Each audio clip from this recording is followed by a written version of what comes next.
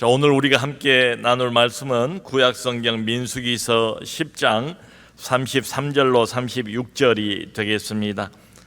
구약성경 민수기 10장 33절로 36절 한 절씩 교독하고 마지막 절은 같이 읽겠습니다. 33절을 제가 읽겠습니다. 그들이 여호와의 산에서 떠나 3일 길을 갈 때에 여호와의 언약궤가 그 3일 길에 앞서가며 그들의 쉴 곳을 찾았고, 그들이 진양을 떠날 때에 낮에는 여호와의 구름이 그 위에 덮였었더라. 궤가 떠날 때에는 모세가 말하되 여호와여 일어나사 주의 대적들을 흩으시고 주를 미워하는 자가 주 앞에서 도망하게 하소서 하였고, 궤가 쉴 때에는 말하되 여호와여 이스라엘 종족에게로 돌아오소서 하였더라. 아멘.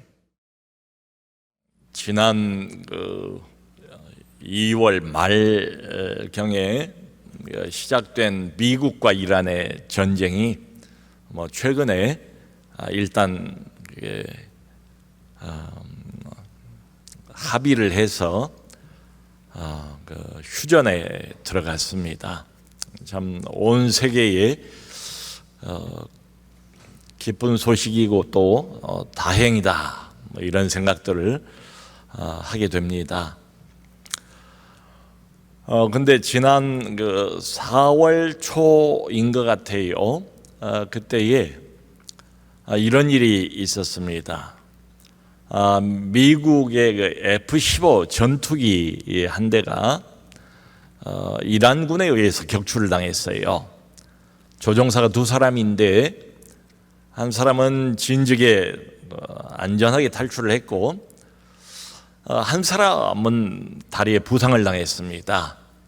그래서 해발 2,000m가 넘는 산악지대에 몸을 숨겼어요. 무기는 권총 한 자루 가지고 바위 틈에 몸을 은신을 하고 구출되기만을 간절히 바라고 있었습니다. 그런데 이게 긴급 신호를 보내면 금방 이게 위치가 드러나게 되니까 그것도 매우 조심스럽게 생존 신호를 비콘이라는 특별한 무전기를 통해서 본부에 보낸 거예요. 그런데 이 조종사가 보낸 전파, 생존을 위한 긴급 신호가 딱 한 문장이었습니다. God is good. 하나님은 선하시다. 그 문장을 14시간 이렇게 홀로 있을 때 14시간 만에 조심스럽게 그 한 문장을 보낸 거예요. 그러지 않아도 그 신호를 기다리고 있던 이제 미국 특별히 CIA 본부에서는 이게 혹시 이란의 함정이 아닌가 이런 의심을 처음에 했죠. 그래서 여러 경로를 통해서 CIA에서 그걸 확인을 했습니다. 그리고 평소에 이 조종사의 신앙이 이 문자와 일치한다는 것까지 확인을 했다고 해요. 확인이 된 다음에는 바로 미군 특수부대 200명을 그리 급파를 했습니다. 공중에서는 또 지원 공습을 했어요. 그리고 홀로 된 지 36시간 만에 극적으로 이 사람을 구조를 했습니다. 참 생각을 해보면 절체절명의 위기, 해발 2,000m가 넘는 그 산악지대에서 살아남을 확률이 거의 없어 보이기도 하는데 앞이 막막하지요.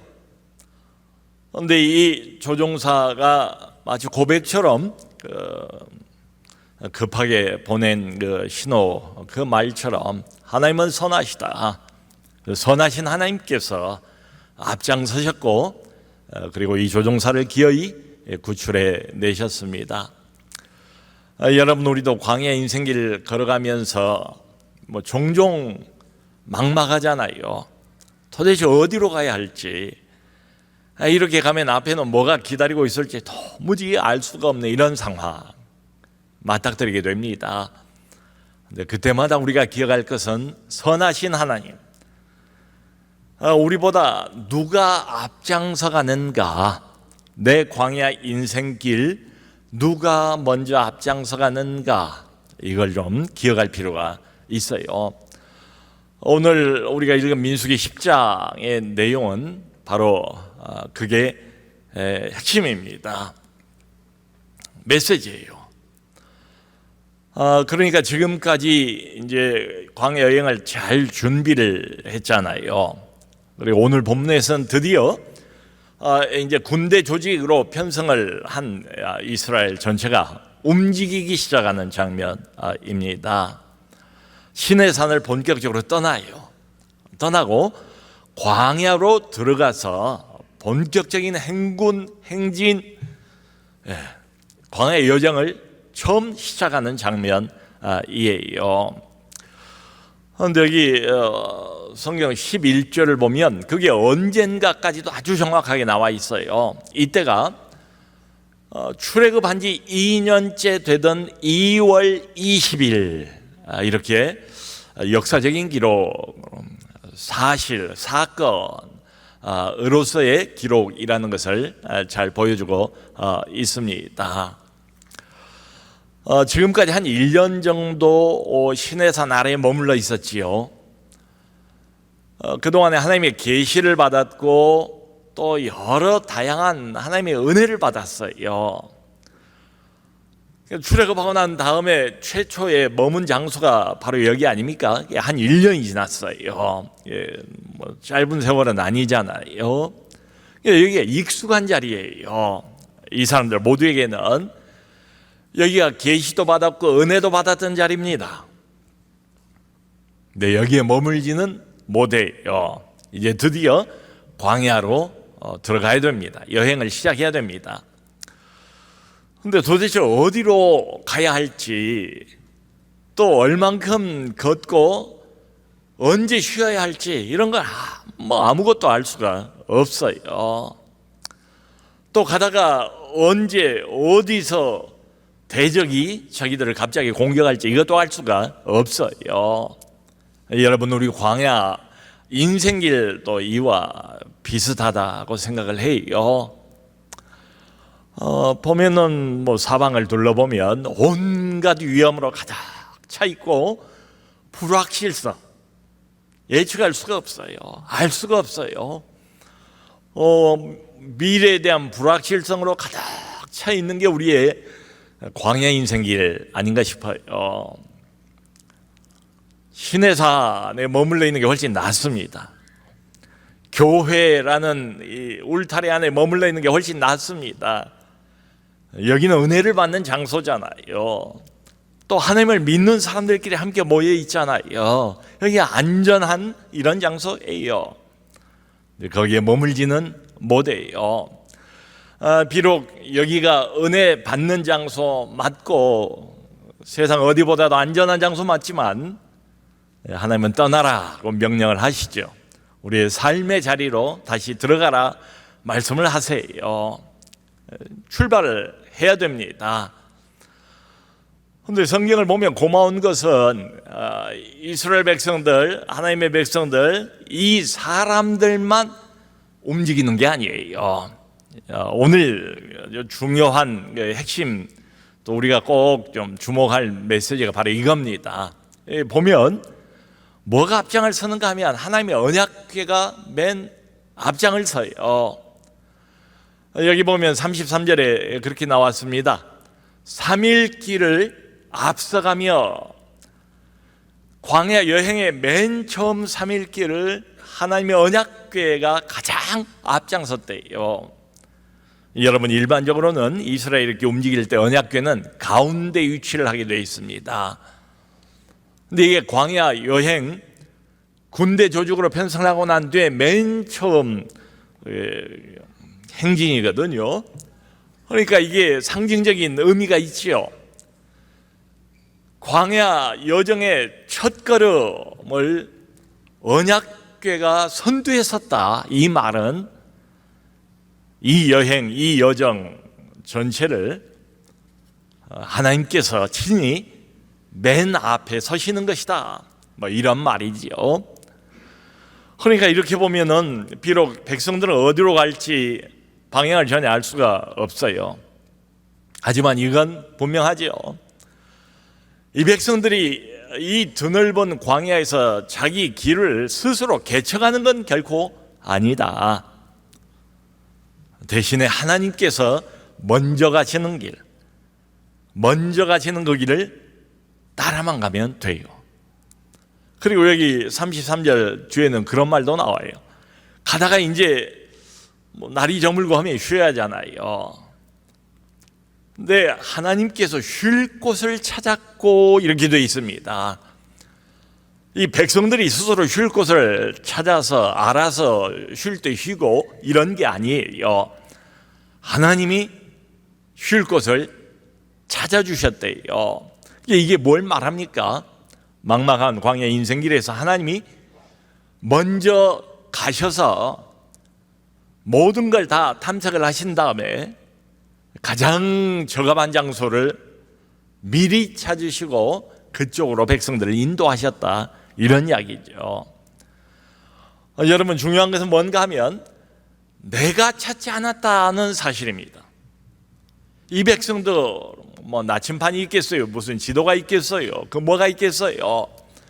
한없이 드넓은 이 광야, 여기가 거기 같고 저기도 여기 같은 이렇게 똑같게만 보이는 광야인데요, 자기들이 쉴 곳을 찾은 게 아니에요. 하나님이 먼저 가셨고 하나님이 늘 쉴 만한 장소를 고르셨고 미리미리 준비를 해 주셨대요. 여러분, 인생 광야길을 걸어가면서 우리 눈으로 볼 때는 참 쉴 곳이 없어 보이잖아요. 쉴 곳이 없어 보여요. 근데 하나님의 눈으로 보면 얼마든지 쉴 곳이 많아요. 자, 이렇게 생각해 보면 우리 하나님은 어떤 분이신가? 그저 교리가 중요하고 하나님 말씀의 진리가 대단히 중요하잖아요. 근데 우리가 자칫 하나님을 이 교리에만 묶어버릴 수도 있을 것 같아요. 우리 하나님은 오늘 본문 성경을 보면 어떤 교리, 추상적인 원리에만 그치는 분이 아니다. 추상적인 원리나 교리만 강조하신 분이 아니다. 무엇보다도 하나님은 우리 인생을 걸음걸음 앞장서 인도하시는 분이시다. 얼마나 이게 실제적입니까? 얼마나 우리에게 필요한 메시지입니까? 하나님은 어떤 분인가 하면 내 광야 인생길 전체를 매일매일 언약궤가 앞장서 가는 것처럼 우리를 앞장서서 인도하시는 분이시다. 이런 말씀이지요. 여러분, 이렇게 보면 우리가 예수를 믿지만 이제 광야 인생길이라고 이야기를 하잖아요. 이 광야 인생길이 어디로 갈지 모르니까 말이죠. 저기 뭐가 기다리고 있는지도 알 수가 없어요. 그렇기 때문에 이게 무슨 탐험이다, 모험이다 이렇게 생각하는 사람들도 있잖아요. 근데 예수를 믿는 사람들에게는 다릅니다. 알 수 없는 어떤 미지의 세계를 내가 탐험을 하거나 모험을 하는 이런 게 결코 아니다. 앞서가신 하나님을 따라가는 길, 하나님과 동행하는 길, 그분에게 순종하면서 나아가는 길, 그게 광야 인생 길이에요. 여러분, 몸이 갑자기 진단을 받았는데 좋지 않아서 수술을 해야 되는 이런 경우에 수술을 하고 난 뒤에 내가 어떻게 될까? 이 수술을 잘 받을 수 있을까? 걱정이 되잖아요. 마음이 좀 불안하잖아요. 우리 자녀들 위해서 늘 기도는 하지만 아이들 키워가면서 변수가 얼마나 많습니까? 느닷없는 변수가 생기고 난감한 그런 상황에 부딪히는 경우가 얼마나 많아요. 이 자녀를 바라보면서 참 간절한 마음, 안타까운 마음, 그리고 좀 불안한 마음, 이런 게 있을 수가 있죠. 내 눈에 보이는 길, 이걸 유심히 쳐다보고 그걸 믿기 시작하면 뭐 한없이 불안할 것 같아요. 근데 우리는 오늘 민수기 10장이 보여주고 있는 것처럼 우리보다 앞서가시는 하나님, 우리 인생을 붙드시고 우리보다 앞서가시는 그 하나님을 우리는 믿습니다. 참 고달프고 힘든 인생 걸음이지만은 주님이 또 쉴 때는 쉴 곳을 찾아 그랬잖아요. 내가 찾는 게 아니고 그분이 찾아서 미리 준비하시고, 내가 이미 너희들의 쉴 곳을, 너의 쉴 곳을, 너의 가정의 쉴 곳을 내가 미리 준비해 놓았다, 이렇게 말씀을 하세요. 여기 34절을 보면 이어서 이런 말이 나옵니다. 여호와의 구름이 그 위에 덮였었으며. 여호와의 구름, 이게 자연현상이 아니지요. 초자연적인 하나님의 임재, 하나님의 함께하심, 동행하심, 눈으로 봐야 연약한 인간은 그걸 믿으니까 말이죠. 여호와의 구름입니다. 그 위에 함께하셨대요. 그러니까 여러분, 이 장면을 생각해 보면 앞에서는 언약궤가 인도를 합니다. 위에서는 여호와의 구름이 덮여 있어요. 이것을 고달픈 광야 인생길을 가는 동안에 이중은혜라고 부를 수 있을 것 같아요. 이게 뭡니까? 하나님이 인생길 앞에서 인도하시고 위에서는 구름으로 덮어주시고 보호해 주시는 이런 장면이지요. 여러분, 이스라엘의 광야는 낮에 대단히 뜨겁습니다. 그리고 거칠고 험해요. 그러니까 낮에 가는 동안에 여호와의 구름, 하나님의 구름이 위를 덮어주신다 이거지요. 보호해 주신다 이거지요. 그러니까 이렇게 보면 하나님은 지금 두 방향으로 역사를 하시는 셈이에요. 하나는 갈 방향을 하나님께서 인도해 주시고, 또 하나는 구름으로 자기 백성들을 보호해 주시는 이런 장면입니다. 그러니까 하나님은 고난 없는 인생길, 그걸 약속해 주시진 않았어요. 하나님은 고난 없는 광야길, 그걸 보장하지는 않으세요. 지금도 마찬가지입니다. 이스라엘 백성들도 마찬가지, 어려움을 겪을 건 다 겪어요. 하나님은 대신에 고난 중에도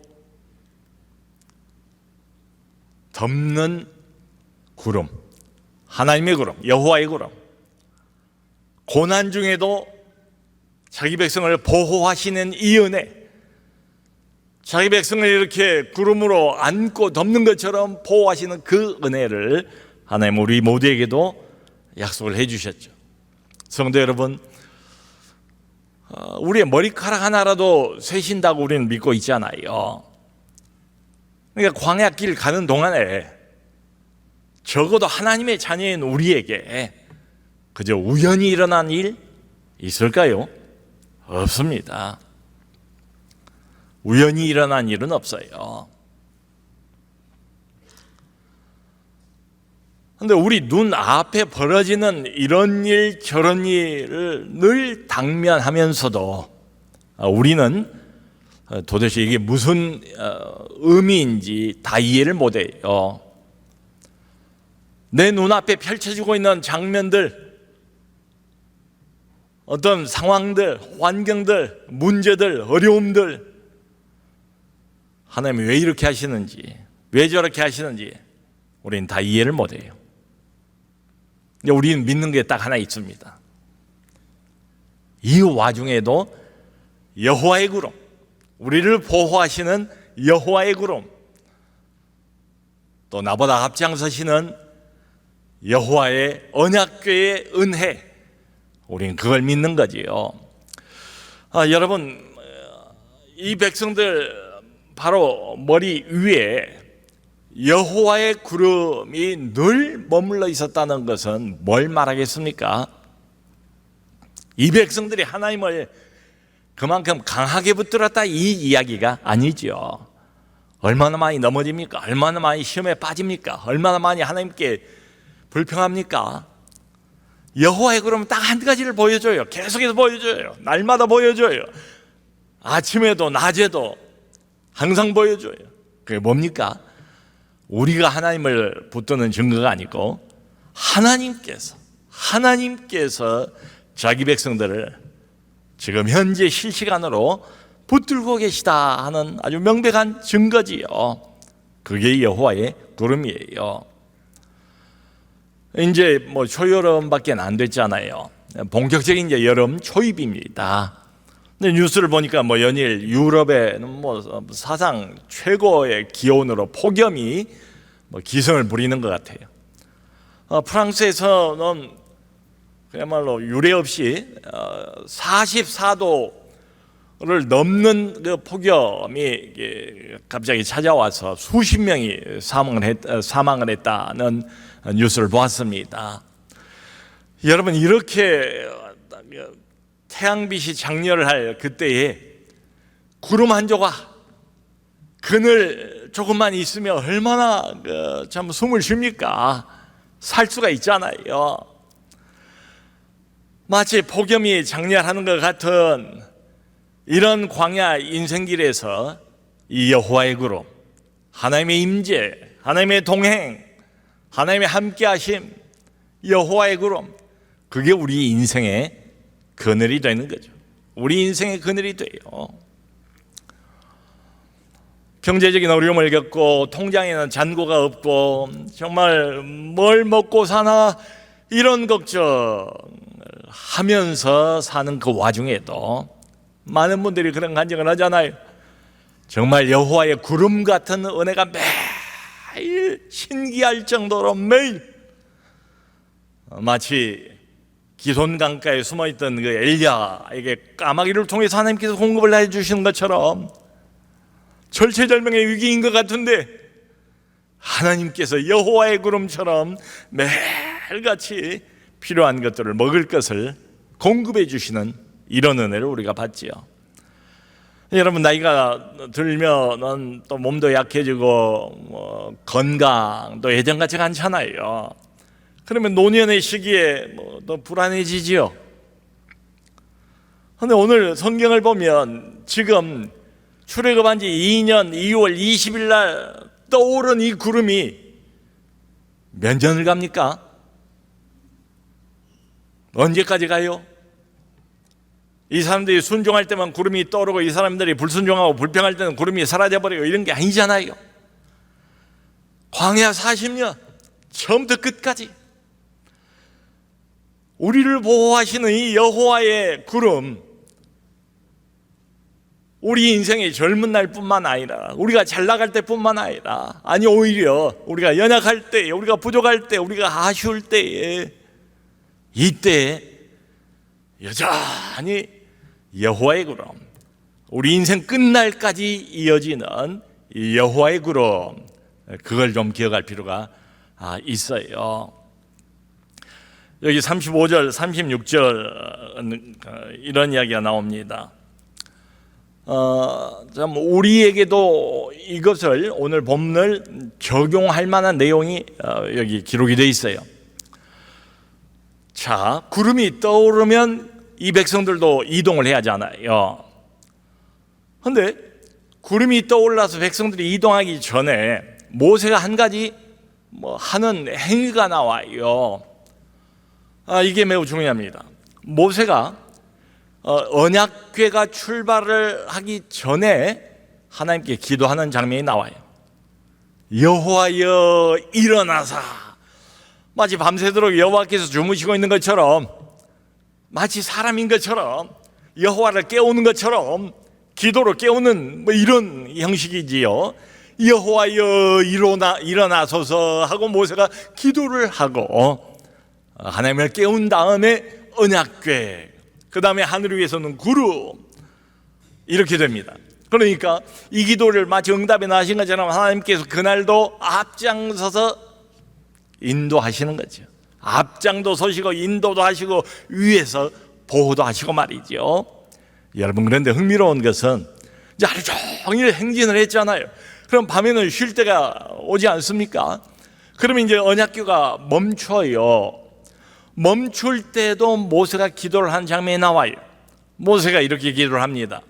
여호와여 돌아오소서. 언약궤가 멈추는 그때 그 장소, 진을 치는 그 장소에 도달했을 때 모세가 어떻게 기도를 하는가 하면, 여호와여 돌아오소서. 하루 종일 행진하느라고 힘도 들었고 지쳐있는 이 백성들에게 다시 하나님의 임재로 우리 가운데 거하셔서 우리를 충만케 하여 주옵소서 라고 모세가 기도한 장면이 나와요. 여러분, 그러니까 이렇게 보면은 낮 동안에 부지런히 행진을 할 때도 하나님이 필요하고, 또 밤중에 언약궤가 멈추고 진을 치고 휴식을 하고 쉴 때에도 하나님이 필요하고. 이게 뭘 말합니까? 아니, 오히려 어떻게 보면 이게 쉬고 있을 이때, 우리가 뭐 활동할 때 학기 중에 이런 때는 또 뭐 할 일도 있고 부지런해지잖아요. 근데 오히려 이게 쉬고 있을 때 더 안일해지기 쉽고, 자칫 잘못하면 방심하기 쉽고, 그리고 나도 모르게 해이해지잖아요. 내 영혼이 어둠 속으로 이렇게 미끄러져 버리는 때도 바로 이런 때입니다. 말하자면 학기 중에는 우리가 깨어서 이런 활동도 하고 저런 활동도 하고 기도도 하고 성경도 읽고 사람도 만나고 교제도 하고 은혜도 받는데, 방학으로 들어가 버리면, 방학이 좋은 점도 있지만 이런 건 참 별로예요. 오히려 안이해질 수가 있죠. 그러니까 오늘 이 성경 말씀을 보면 하나님께서 움직이실 그때에도 여호와여 일어나소서 기도하고, 하나님의 궤가 멈추는 그때에도 여호와여 돌아오소서. 그러니까 분주할 때도, 활동을 할 때도 기도하고 하나님을 찾고, 우리가 멈출 때 쉴 때도 역시 하나님을 찾고, 그때야말로 더 우리가 기도로 깨어 있어야 할 때니까 말이지요. 그렇습니다. 그걸 보여주는 장면이에요. 여러분, 요즘에 사람들이 늘 핸드폰을 달고 살잖아요. 아침 눈 뜰 때부터 저녁에 침상에 들어갈 때까지, 아니 침대에 들어가서도 그것을 잠들기 전까지 보는 사람들도 많지 않습니까? 이게 생각을 해보세요. 아침에 일어나자마자, 눈 뜨자마자 하나님의 자녀인데도 불구하고 맨 먼저 핸드폰부터 켜고 뉴스 보고 뭐 보고 세상 소식으로, 세상 어두움으로 내 생각과 내 영혼을 물들게 만들 필요가 어디 있습니까? 여기 모세가 하루 일과를 시작할 때, 하루의 행진을 시작할 때 여호와여 일어나소서 하나님 앞에 기도했던 것처럼 하루를 시작할 때 하나님 앞에 기도하고, 또 마지막에 마칠 때에 하루를 접으면서 여호와여 돌아오소서 다시 하나님의 임재로 우리를 충만케 하여 주옵소서, 내 영혼을 충만케 하여 주옵소서 기도했던 것처럼 우리도 하루 일과를 접으면서 또 고요한 중에 하나님을 찾고 기도하고 말이죠. 회의를 시작하기 전에도 기도하고, 회의를 마치고도 기도하고, 사역을 시작하기 전에도 기도하고, 사역을 마치기 전에도 기도하고, 그 후에도 기도하고 말이죠. 이게 필요한 것 같아요. 여러분, 우리가 앞으로 걸어가야 할 광야 인생길은 아직도 많이 남아 있습니다. 그렇다고 두려워할 건 아닙니다. 여전히 어디로 가야 할지 모르겠고 무엇이 기다리고 있을지 몰라요. 근데 이거 하나만은 분명합니다. 누가 우리보다 앞장서 가시는가? 우리보다 먼저 앞장서 가시는 하나님의 언약궤가 있고요, 늘 우리 머리 위에 우리를 보호하고 있는 여호와의 구름이 우리와 함께 있다는 이 사실을 잊어버리지 않았으면 좋겠어요. 여러분, 비록 광야 인생길을 할지라도 하나님께서 함께 하시면 광야도 길이 되는 줄로 믿습니다. 하나님께서 함께 하시면 광야도 얼마든지 영혼의 쉼터가 될 수 있는 줄로 믿습니다. 모쪼록 언제나 여호와여 일어나소서, 또 나중에는 하루를 접을 때도 여호와여 돌아오소서, 항상 깨어서 하나님을 향하여 기도하고 하나님과 교제하는 우리 모두가 될 수 있기를 주 예수 그리스도의 이름으로 축원합니다.